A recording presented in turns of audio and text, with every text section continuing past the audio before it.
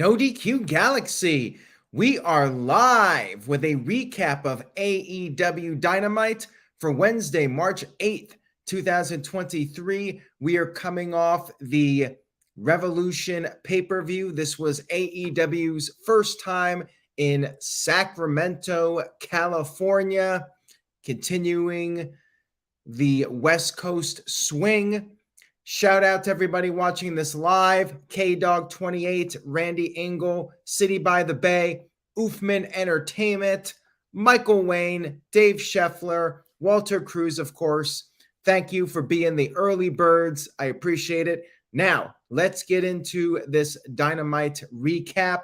Joey Perez says he hates Sacramento. Not my favorite city. Anyways, we had the opening match, which was a rubber match, the third match in a series, Orange Cassidy versus Jay Lethal for the All-Atlantic Championship. More on the title in just a little bit after this match. You had the officials preventing Jeff Jarrett and company from being at ringside. There were dueling chants, "Let's go Lethal," "Lethal sucks." Lethal was stalling on the outside of the ring. Lethal did get the upper hand. He sent Orange Cassidy knee first into the ring post. And then after the break, Orange made a comeback. Boo, yay. They traded some punches. Orange Cassidy hit a brainbuster, a diving DDT. Lethal kicked out. Orange went for the orange punch, but his leg gave out on him. And Lethal applied the figure four, and Orange was able to get out of that. But then he got hit with the Lethal combination. Lethal hit a cutter, but Orange kicked out. Lethal went for the lethal injection, but his shoulder gave out on him. Orange had worked it over earlier in the match. And Orange Cassidy then hit the orange punch, got the 1-2-3 victory.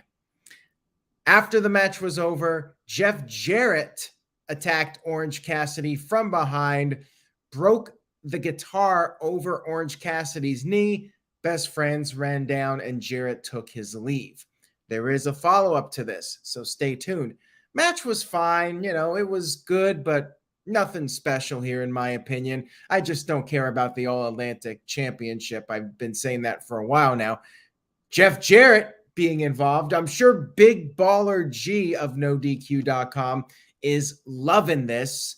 This is going to be the biggest Dynamite of all time next week when Jeff Jarrett gets his opportunity. But like I said, more on that in just a few.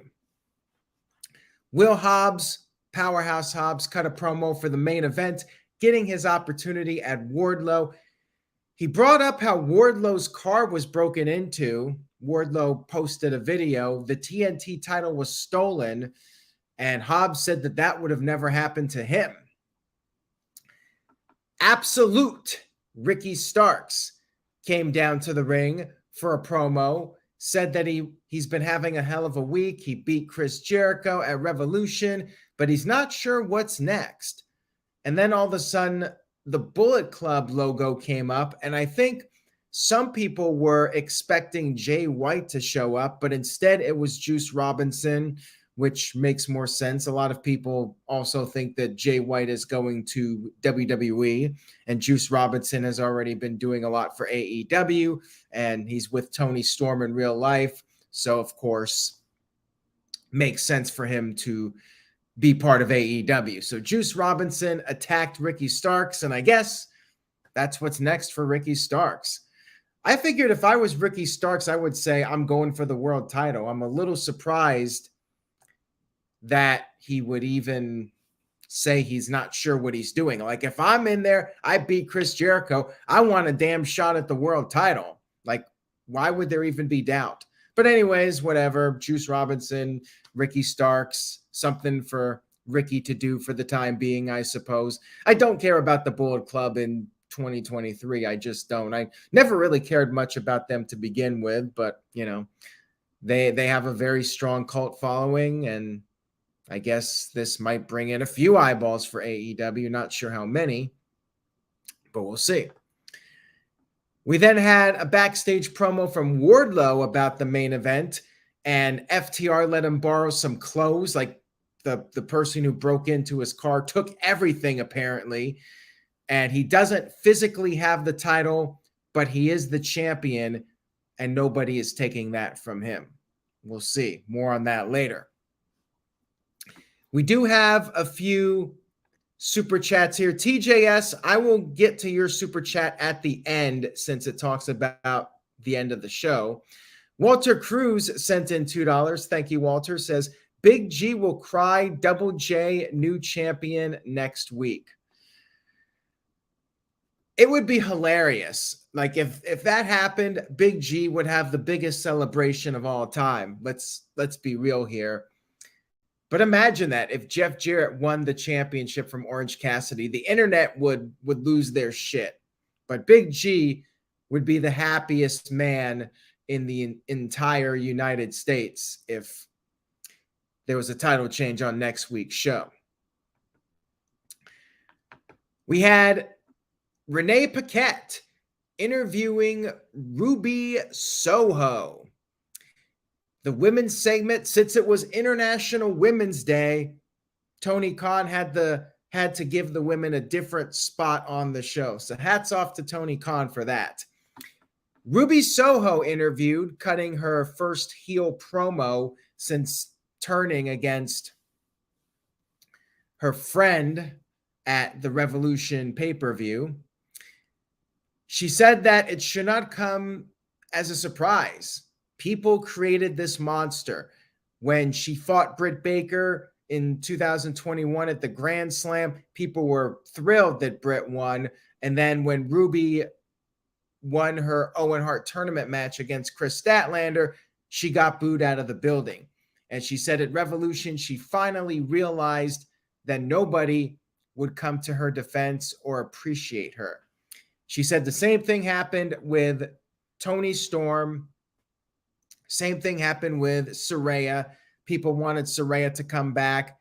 And then all the fat neckbeard trolls, as she put it, they just came at Saraya.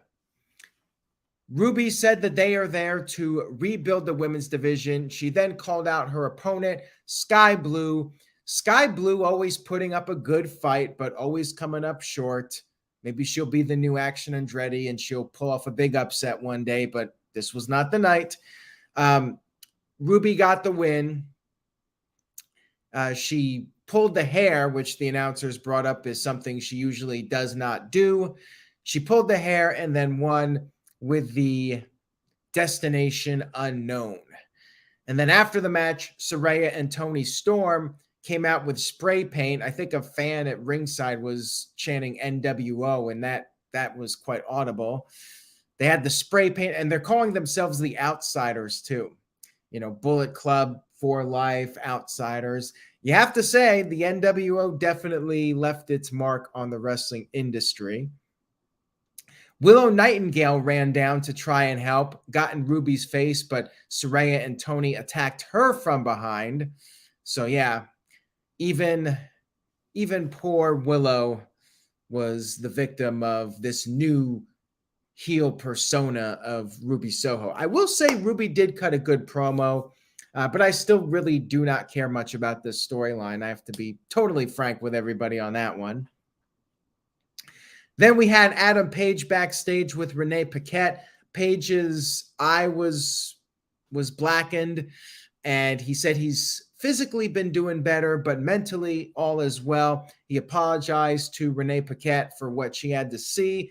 Of course, Renee married to Jon Moxley, and Page said for him, he is finished with Jon Moxley, and he's moving on.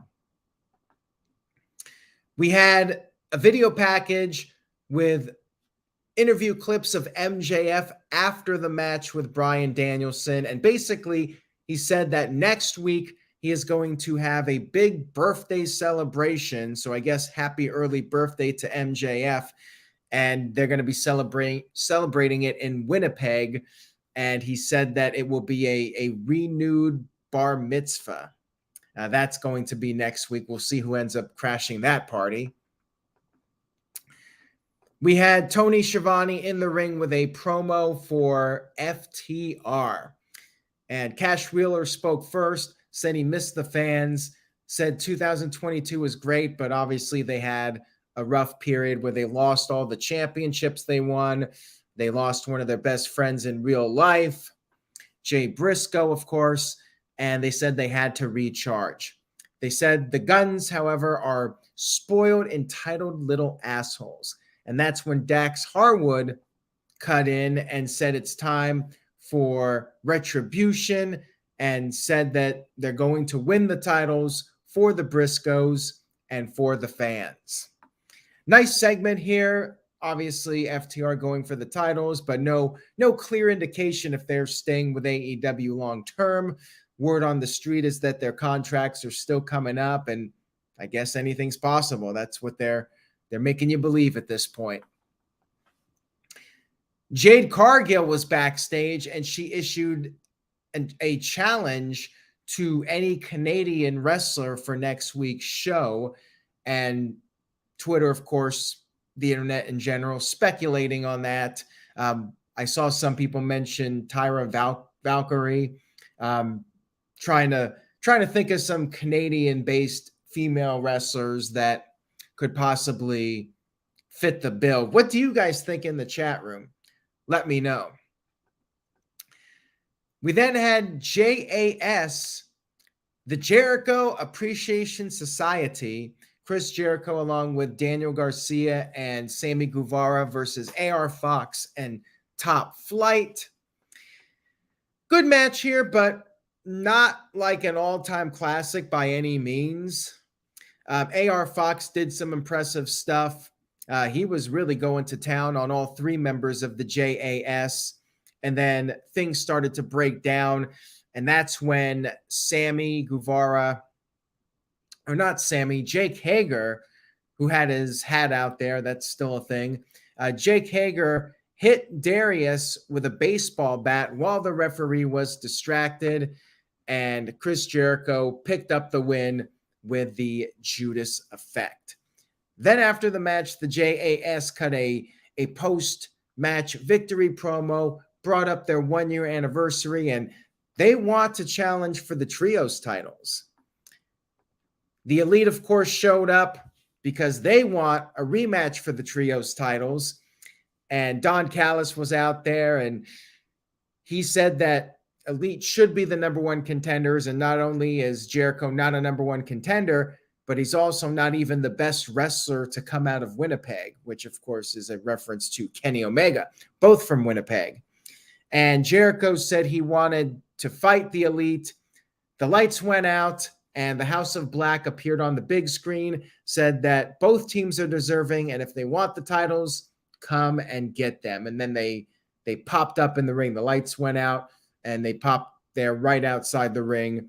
And the match was made next week in Winnipeg. And I kind of agree with City by the Bay. I know this is going to be a great match, but I would have done Jericho versus Omega one-on-one in Winnipeg. That would have been a really fun match. I mean, this will be a fun match too, but I agree. I would have preferred a one-on-one match, Omega versus Jericho, and the winner gets the title match for their team rather than doing a three-way match for next week. And now I'm wondering if we're getting another title change. Like, AEW is really all about doing the hot potato title changes as of late. So, I mean, it's going to be a great match, but I think I would have preferred the one-on-one match for next week and then have the winning team face the champs. That's coming up next week. And then we had an announcement from Tony Khan. This time it was not hyped up in advance, probably for the best. Tony Khan said that he was officially booking Orange Cassidy versus Jeff Jarrett for next week's show. And he said that this will be the fifth and final defense of the All-Atlantic Championship, which at first I'm like, oh, good, they're getting rid of the title. Like, it's kind of not accomplishing anything. Like, it's not really doing much for anybody. It's just something that's basically a prop. It's not even the second most important singles title. I mean, it's just there.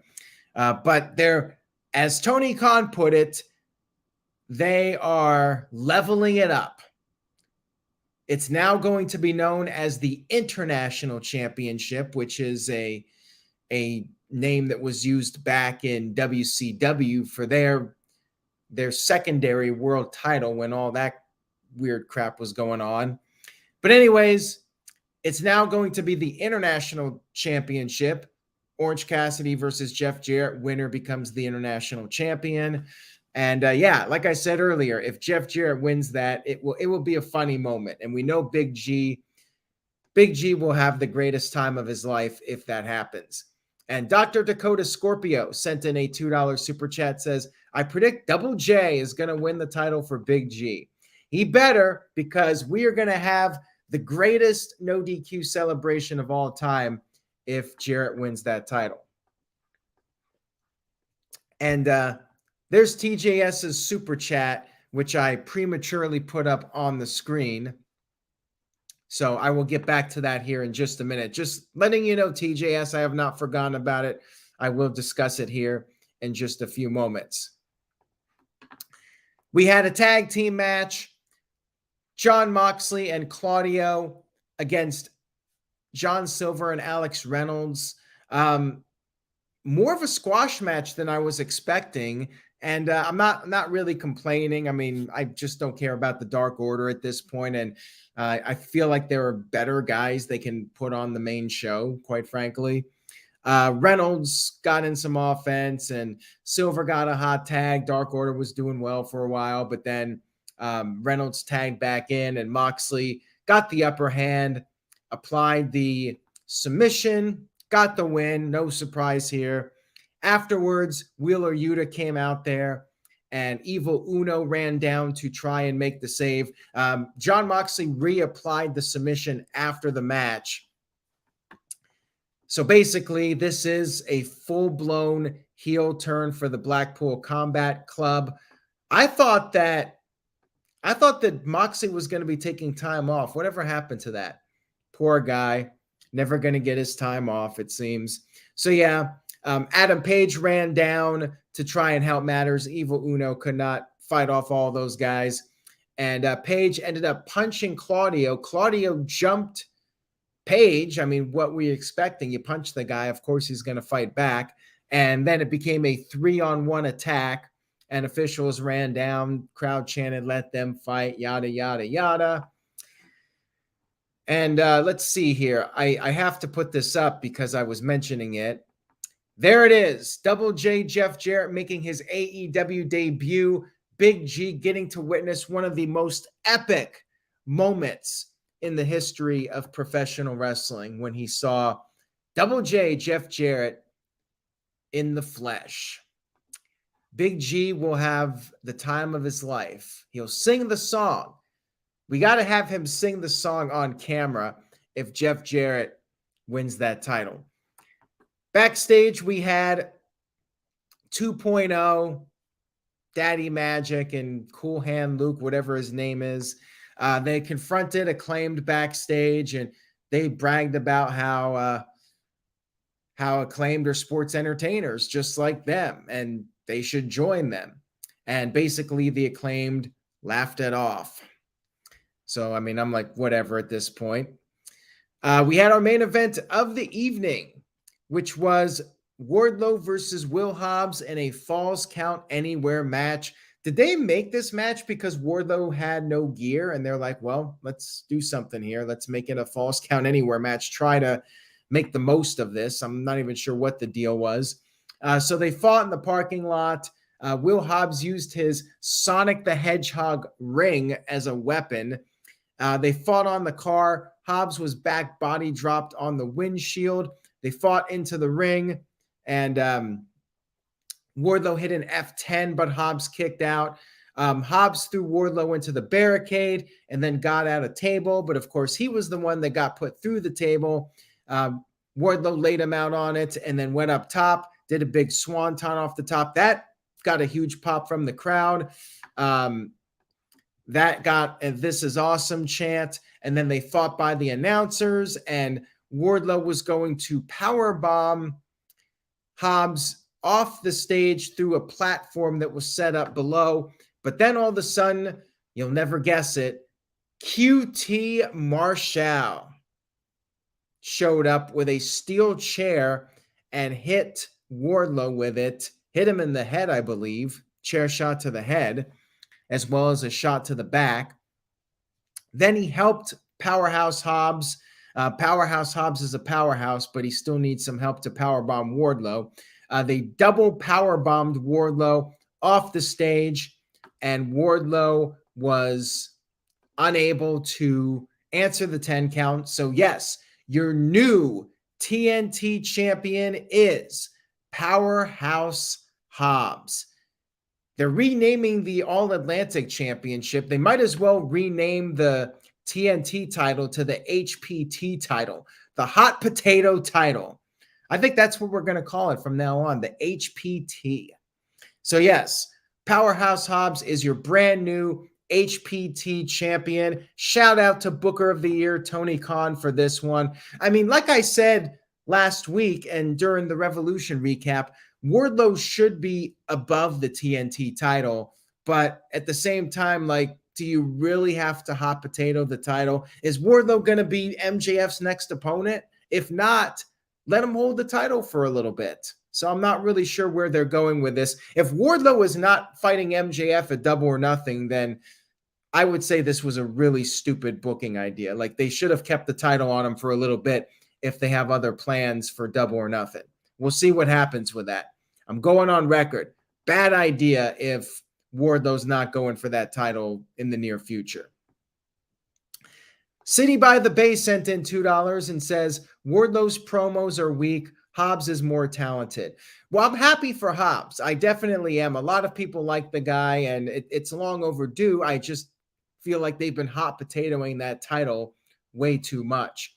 Now, for TJS's super chat, he said, KO'd and ponytail cut, car vandalized and mentioned on air, now title lost, character assassination.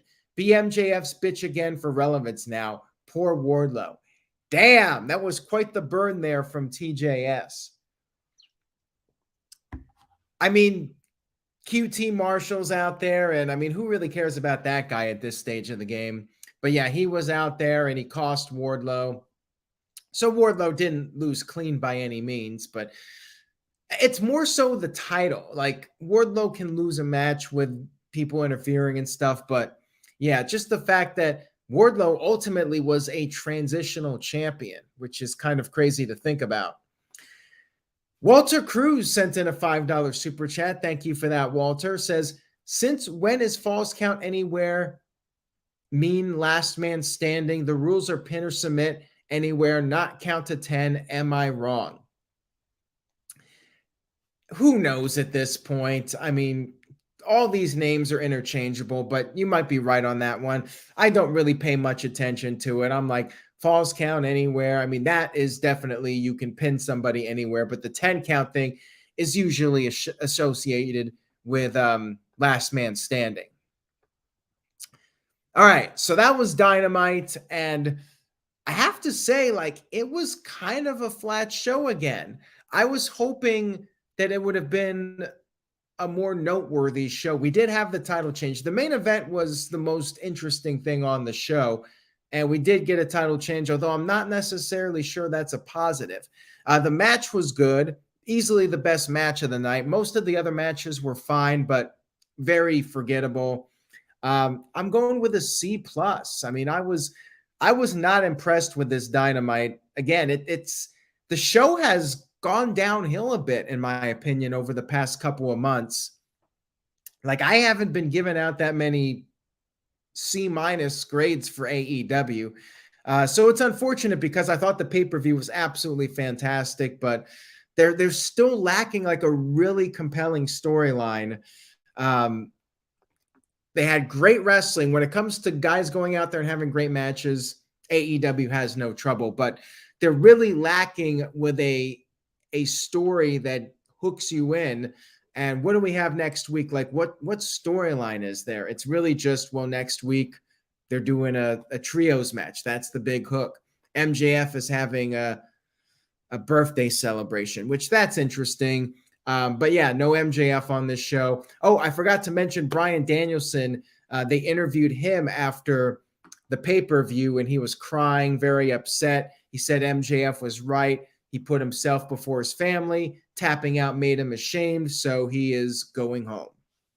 So I guess Bryan's taking a vacation. He's getting the break that Jon Moxley has not gotten at this point. And I guess Bob's not a fan of the video, so I guess he will not be subscribing. But if any of you did enjoy this video, please consider liking and subscribing. youtube.com/AaronRift.NoDQ. Much love and appreciation. Even if you think I'm full of shit and I have no idea what I'm talking about, I still appreciate everybody that checks out the video and at least gives it a shot. So thank you for that. Take care, everybody. Have a great week. See you next time. And we got Friday Night SmackDown coming up. And then this weekend, No DQ review coming up. So be on the lookout for all that. And next week will be interesting because Big G could potentially have the greatest moment of his life if and when Jeff Jarrett becomes the new international champion. So that's all I got for this week.